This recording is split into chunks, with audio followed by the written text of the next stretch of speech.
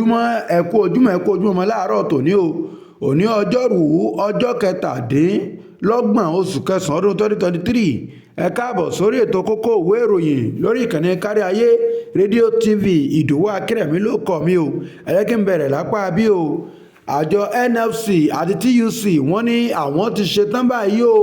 láti gùnlé ìyanṣẹ́lódì aláìní gbèdéke bẹ̀rẹ̀ láti ọjọ́ kẹta oṣù kẹwàá táwọn wò lọ́ọ̀kan yìí àjọ elétò ìdìbò inec wọ́n ti gbé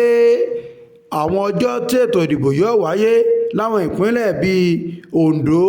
àti edo jáde o wọ́n ní oṣù kẹsàn-án àti oṣù kọkànlá ọdún 2024 làwọn ètò ìdìbò sípò gómìnà àwọn ìpínlẹ̀ méjèèjì yìí wọ́n ní yóò wáyé o wọ́n ní kò dín ní dókítà akọ́ṣẹ́mọṣẹ́ méjìdínláàádọ́ta ìyẹn 48 tí àwọn ajínigbé ti jí gbé báyìí láàrin ọdún méjì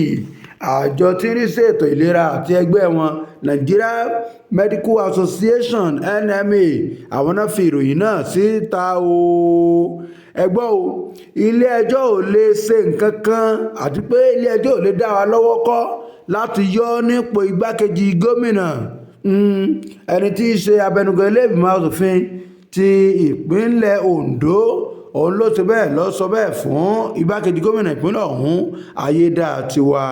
ẹ wò a ní ẹ̀rí tó pọ̀ gan-an wípé ìjọba àpapọ̀ wọ́n ń ṣe ìpàdé kọ̀rọ̀ pẹ̀lú àwọn ajínigbé o àti àwọn afàdápani àwọn agbébọn ìjọba ìpínlẹ̀ Zamfara òun ló fi ọ̀rọ̀ náà léde o pásítọ̀ kan lẹ́yìn tó ti gba àwẹ̀ ọlọ́jọ́ mọ́kànlélógún ẹ̀yà àwẹ̀ funfun ni ò lè dárìn báyìí mọ́ o ó ní sẹ́ẹ̀rí gbogbo àwẹ̀ tí mo gbà ó ní mo fi dínà ikú fún àwọn èèyàn mi o Naira Marley ti sọ̀rọ̀ ó ní ẹ wò ọwọ́ mi ré funfun níní ọwọ́ mi máa ré funfun nẹ́ni ẹ wò lórí ọkú Mohbad ń ọ̀ lọ́wọ́ ń bẹ o ń ò lẹ́sẹ̀ gan ń bẹ kó tí ẹ̀ sára mi ń bẹ àmọ́ àmúwọ́ Ọlọ́run lásán òní kú Mohbad jẹ́ o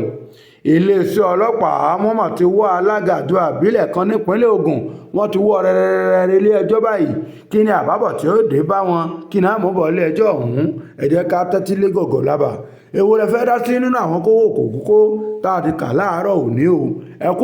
ojúmọ́ lẹ́ẹ̀kan sí o ẹ kú kalẹ̀ òní ọ̀sán wá sówó sọmọ àtàkùn tí ì ṣe bá lẹ̀ ọ̀rọ̀ o ẹ kú.